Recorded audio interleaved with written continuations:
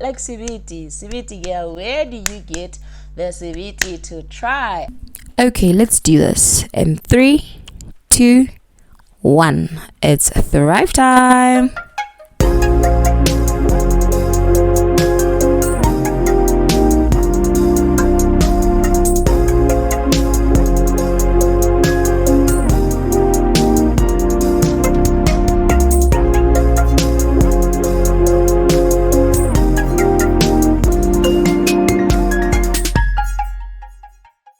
Hello beautiful people, welcome and welcome back to Thrive Out Loud. Kinatsa Nola, and as always it's such a pleasure sitting here sharing a little bit of me with you.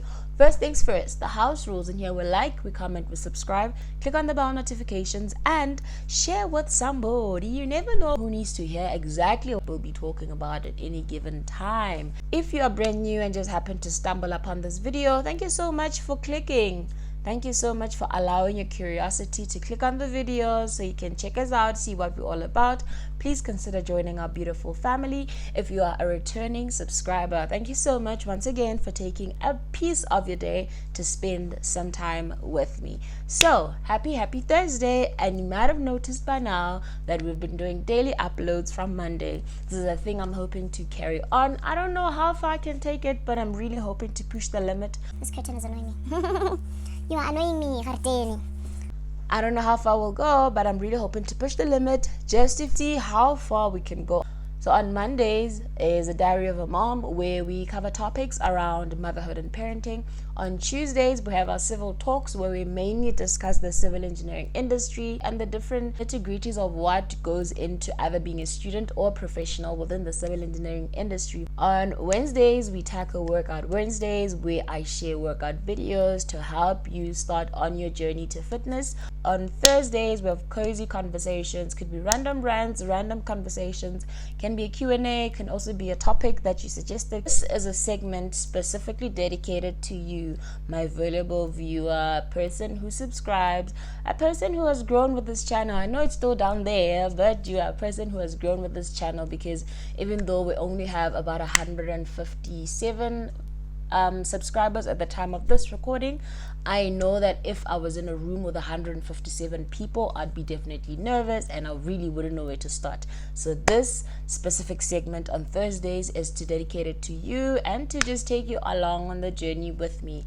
If you have any questions, any comments, any topic ideas, nothing is off limits. When I'm Jolo, when a career, when a girl talk, when a how to. I am here for it. Then lastly, on Fridays, we do our Freestyle Fridays. So I've decided that since I am an avid supporter of Black businesses, I decided to give them a segment of their own, and this is what we'll be covering on Fridays. So if you know of any Black owned business and you've used their product or used their service, and you know how they do their stuff, you know how they run things, and you'd like to give them a shout out, or you'd like for their business to be featured on the Freestyle Fridays segment, all you need to do, again, you can comment down below, get hold of me. I leave the different ways in which we can interact down in the description box below.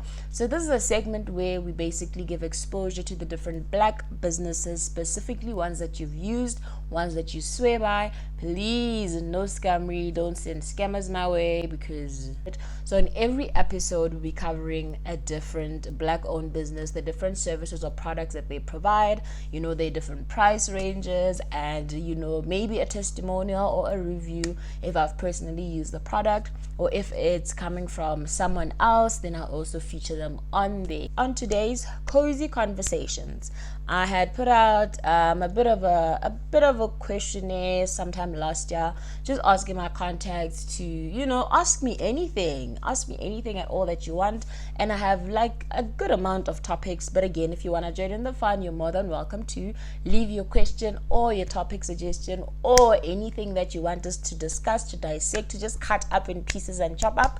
Leave it down in the comment section down below. Today's topic or today's episode is based on a question I was asked, and it read, where do you get the courage to even start all these things? So I've titled today's video Brave Enough to Try, because to me it read as like Sibiti girl, where do you get the Sibiti to try? And that is what we're going to talk about. So first and foremost, I'm not going to sit on here and pretend like I know everything. I am not a registered professional in any of the topics that I cover. I'm just on here sharing my personal experience, my personal tips and tricks, what worked for me. And remember, what works for me might not work for you. Take what works for you, leave what doesn't, eat the meat, spit out the bones. So I have about 8 different tips on how I basically muster up the courage to start the different things, because by now we know there's this YouTube channel, there's my podcast, there's my daily bootcamp workouts, there is my professional career, there is motherhood, and there is all the different spices and sugars that go into this, girl. So this specific question was in relation to the different, I'd say, careers or hobbies that I have taken up, and where you got the courage to start. So that's why I titled it Brave Enough to Try, and I have about 8 different pointers on how I went about it. So the very first, and I feel like most important for me, is that I had to overcome the fear of starting. It's a no-brainer, starting something new is bound to be, you are bound to feel scared. You're bound to feel that sudden fear of starting, and it is often at the stage where people normally give up because the fear overcomes your desire to explore this new thing. I mean, this is a vision that was planted somewhere in your heart, and once you allow this fear to overcome your desire to do it, this is the part where you basically say, you know what, I'm giving up. Maybe this is not my dream. What will people say? What if I don't make it? What if I don't succeed? All these different things start to take over. But the very first point, before you can even start anything, it doesn't necessarily have to be as drastic as putting yourself out there like a YouTube channel. Could be a first day of school, first day of work, first day of anything. Could be a first date.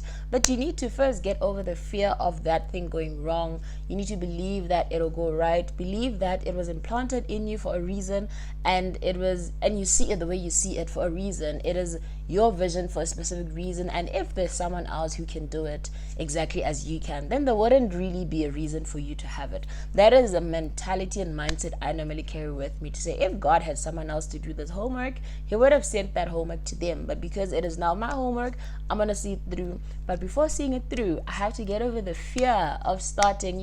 The fear and the feeling of uncertainty. It is something new. You don't know this thing that you're going into. You've never done it before, and it's very easy to rather stay stagnant, to remain in the position you're currently in, where you don't know and you don't want to know, or you don't know but you're going in it anyway. It's really honestly up to you. At some point, you're gonna have to face your fear if you want to improve your life, if you want your life to become better, if you want to explore this new field. At some point, you'll need to face those fears, build the courage, and just start. Okay, so pointer number 2, take risks and embrace change. It is only in embracing the fact that change is meant to happen. Change is inevitable. If you want to move from the position you're at now and you want to move to a better position, change will have to take place somewhere in between the two positions. And I believe the only way really is to take a risk and see what happens. You never know what could go wrong. You never know what could go right. But take a risk, believe in yourself, and just jump in and you step out of your comfort zone, honestly, because in your comfort zone, nothing ever grows in your comfort zone. I mean, unless you're completely happy with your current life, you're happy with everything as it is, then please, by all means, just click off this video and go on about your day. But if you're trying to change your life, if you're trying to elevate your life, if you are trying to reach a different level, if you're just trying to study levels, then you will need to step out of your comfort zone. There are so many examples of people that stepped out of their comfort zones and their lives became so successful. Imagine if Trevor Noah was shy, or maybe he is, but imagine if he allowed his shyness to overcome his love for telling jokes and making people laugh. Trevor Noah, Kevin Hart, Chris Rock. Imagine if Oprah was shy. Imagine if Oprah didn't want to speak in front of people. Imagine if Oprah didn't want to share her story. Like, all these people had to step out of their comfort zones to achieve something tangible and something that we now look at as inspiration. Number 3 is finding purpose and meaning in your life. And I'm not trying to be cliche about finding your purpose, find your niche, find your like, and I'm not a hater, don't get me wrong, I'm not a hater, ke hatera, ke hatey. But if you've been with this channel long enough, you'll notice that we are not a niched channel at all. If you had to describe this channel using one word, I myself don't know if I can describe this channel using one word. I thought about it right at the beginning, and this was the longest. This is what took me the longest when it came to establishing my podcast and my YouTube channel. Coming up with a name that would encompass all the different things that I'm all about, because I don't think I was designed to fit in a box. I don't think I was designed to be boxed, and I'm not a Spanx. I wasn't designed to just, fit everything all in one, niche it down, get a target audience.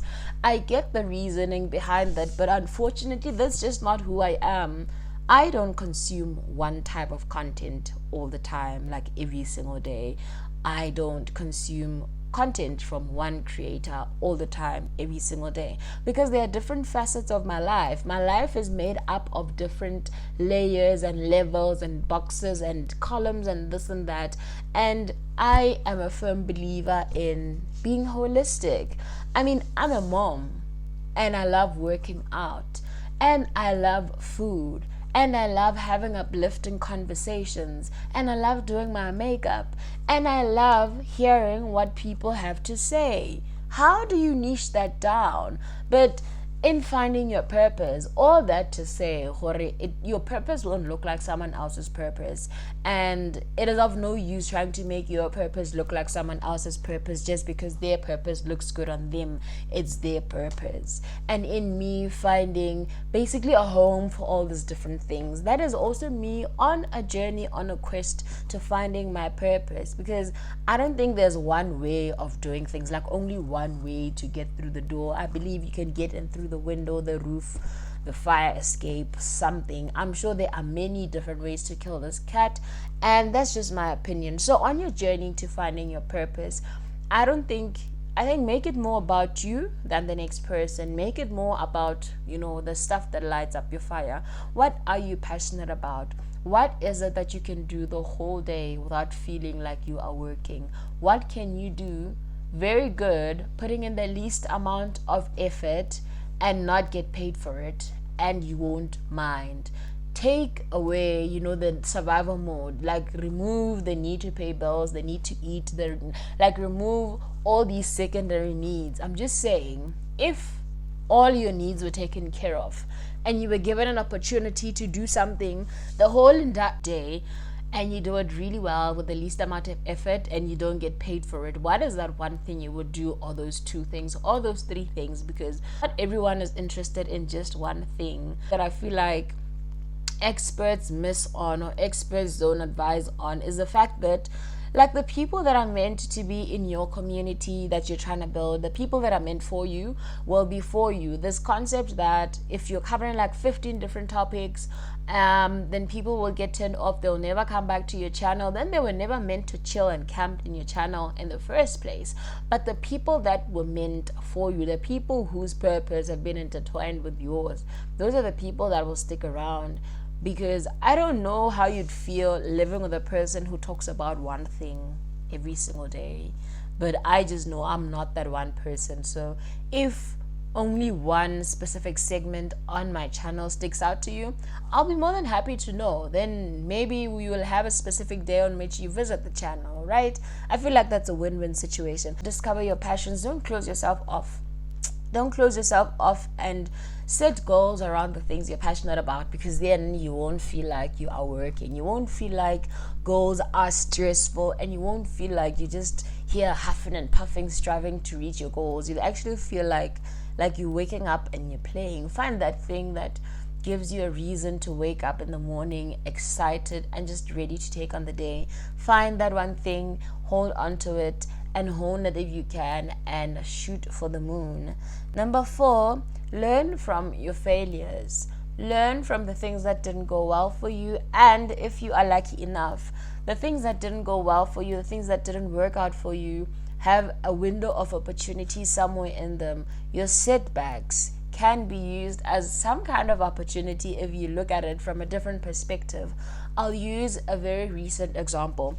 I lost my job in August last year and I was devastated. Devastated is even an understatement because let's face it, I'm an adult, I'm a mom, I'm a human being. I have goals, I have financial goals, I have financial obligations, I have bills to pay, I have people to take care of, I have things to do, and all those things need a job with money. Now, that being removed was an obvious setback for me, especially because of all these things that I'm trying to achieve, and a lot of them, if not all of them, need money to maybe start or to see it through or to add the last piece to the puzzle. But even in as much as that was a setback, the opportunity I got out of that was now the flexibility of time. My job was not the only thing that I was doing, and it took the most amount of time out of my day because you drive there, then you're there for 8 hours, then you drive back for a duration of maybe 10 hours in a day or more. You are dedicating it specifically to work, or I was dedicating it specifically to this workplace that wouldn't take a minute to chuck me out like a dog.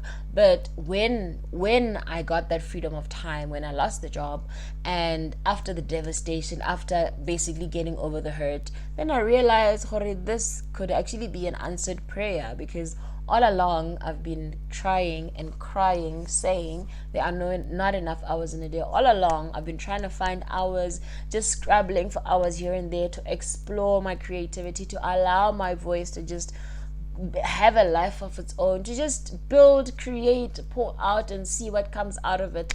And that is the opportunity, the window of opportunity I saw from that. And I was able to use my time more effectively. Now I wake up in the morning, I have a structured schedule, I know where I'm going. I've set up my YouTube channel, I've set up my podcast, I've set up my daily bootcamp workouts, and I've set up my other creative pursuits. I do graphics for people, but all those things require time, and time is exactly what I have right now. Be creative. Be creative. If you're gonna start anything at all, one thing you need, like the spice, the sauce that you're gonna need is creativity. And I'm not saying you need to now all of a sudden master everything that has to do with creativity. Creativity presents itself in different ways. Draw inspiration from life, draw inspiration from nature, draw inspiration from the people you spend time with. The quickest way to get like a different perspective, new ideas, to just see things differently, spend time with different kinds of people. You cannot be with the same person every day, 24 hours, 7 days, 7 days a week, 24 hours a day. Is just you and them. At some point you need new energy. At some point you need a different perspective. At some point you just need something different. I'm not saying it in any sinister way, but allow yourself to just be around different people, different demographics of people, different experiences, different stuff, different conversations, different points of view. Allow yourself to just spark new ideas and breathe new life into your own life, and get creative with this new thing that you're trying to start. Whatever it is that you are trying to start, you will need to get creative one way or another. By now I've lost count, but the next point is all about embracing vulnerability. And I feel like embracing your own vulnerability, like accepting all the different layers, the levels, the spices, however many peels you have, accepting all the different things that make you who you are, allow you to first be vulnerable with yourself, and only then are you able to handle yourself with grace. Like this tough love that we have with ourselves, this hustle culture that's just forcing us to just huff and puff into the day. You've barely slept, you've barely eaten, but because you must get that bag, start with vulnerability with self and vulnerability with the next person. Pour into yourself and then into others. All these great walls of China you keep building around you because where now you think everyone is coming for you, this chat makes me tired. What are they coming for you? You have haters, you have enemies, You assholes and that's assholes. but break down those walls you've put up against the world and see how much more colorful life gets for you. Because I don't think life was meant to be spent closed off and withdrawn from the whole world. I used to think that the walls I have around are for my protection. Like I used to think I needed to protect myself from the whole world, all its elements and everyone in it. But only when you're vulnerable, Are you able to truly find your circle and your tribe? And you won't need to protect yourself around such people. Of course, if you're spending time with people that are not good for you and people that are not for you, people that are genuinely just, they wake up and their intent is just to fuck everything up, then obviously you will walk around feeling the need to protect yourself. But until you found your tribe, and the way in which you find your tribe is by building trust, intimacy, and building this vulnerability that I'm talking about. It just opens you up so much more. You receive love more easily, you give love more easily. Even when a person comes with constructive criticism, you won't receive it as an attack or as criticism, because you know they are coming from a position of love. Next point, build resilience. Toughen up. And I'm also not trying to be toxic. I'm not trying to have, this toxic hustle culture, blah, blah, blah, you'll cry later. If you need to cry, cry now. But know that, like, at some point the show has to go on. Build the resilience, build a thick skin, and not for the purposes of accepting abuse, but for the purposes of being able to maneuver through life easily. The things that stressed you last year cannot honestly still be stressing you today. Like the things that stressed you when you were a teenager, unless you're a teenager now, but the things that stressed you 10 years ago cannot still stress you today, right now. Then it means something is wrong.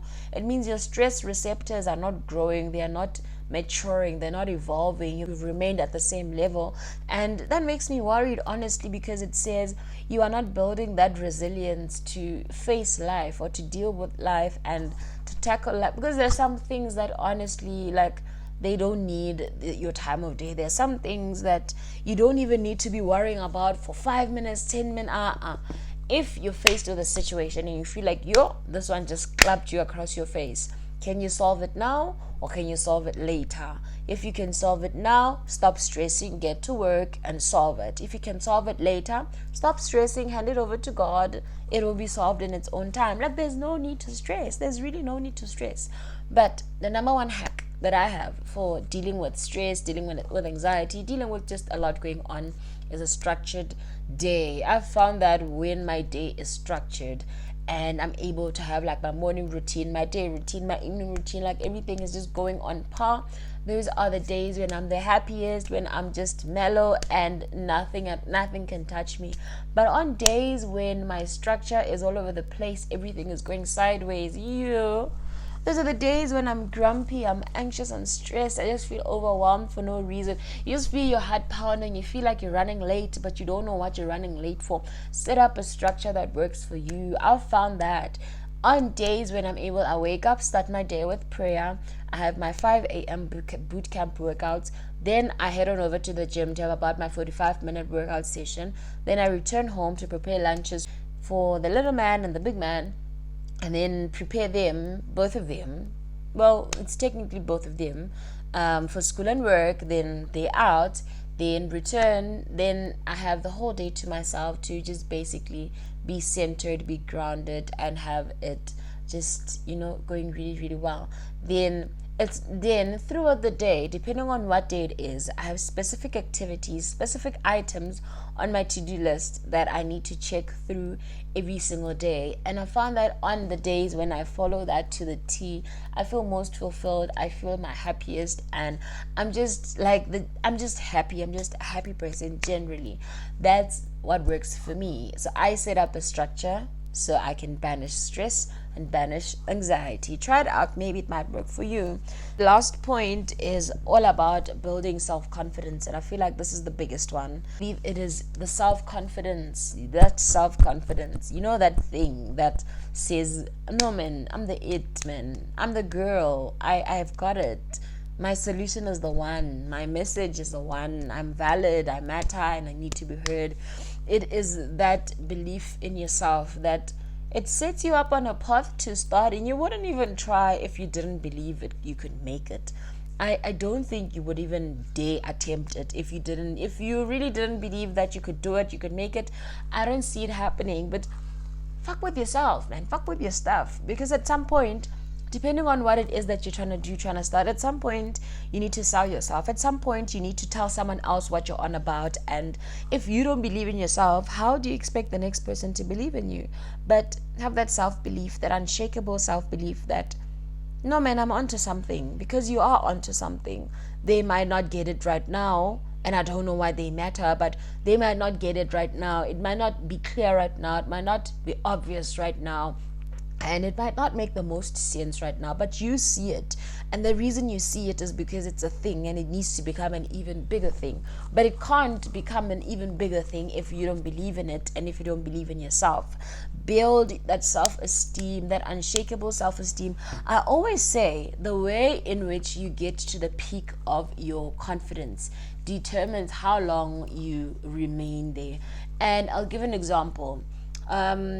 If you have, let's say, a platform, could be a YouTube channel like this one, and the way you get your self-confidence is when you receive external validation, likes, comments, shares, and the likes. If that is what determines your confidence, the day you post a video and no one views it for the first 24 hours, and your analytics literally show it right at the very bottom with 0 views, 0 likes, 0 comments, your confidence is going to literally shatter on the floor. It's going to drop like it's like a hot potato, and it is going to shatter, because that is how you've defined your confidence. Make your confidence an inner work. Make it a you work. Make it a thing, like make it an inside job. It's you for you. If you make your confidence about the stuff that is inside, stuff of substance, then I don't think, external stuff matter that much. You could put out a great video, an amazing video, and you get all these beautiful comments about how beautiful it is, how uplifting your message is, all that. And because that's how you get your confidence, it goes right up there to the top of Table Mountain. And then one comment comes up, one comment from a person who doesn't, there's no context, they have no idea what they're talking about. They're just out there with the intent to be mean. But because your confidence is based on that, then you get offended by that one comment, forgetting the other 600 comments that you received. If you get your confidence from external validation, you're in trouble, because people change their minds all the time. And some people are mean for no reason, and you cannot allow that to be a reason not to feel confident, because a meanie was mean to you. That's what they do. That's just how their life is. Thank you so much for tuning into this episode on Thrive Out Loud. If you enjoyed watching this, please don't go without leaving a massive thumbs up. This helps with the YouTube algorithm. It helps to just push the video, show it to more people. Please interact with the channel as much as you can.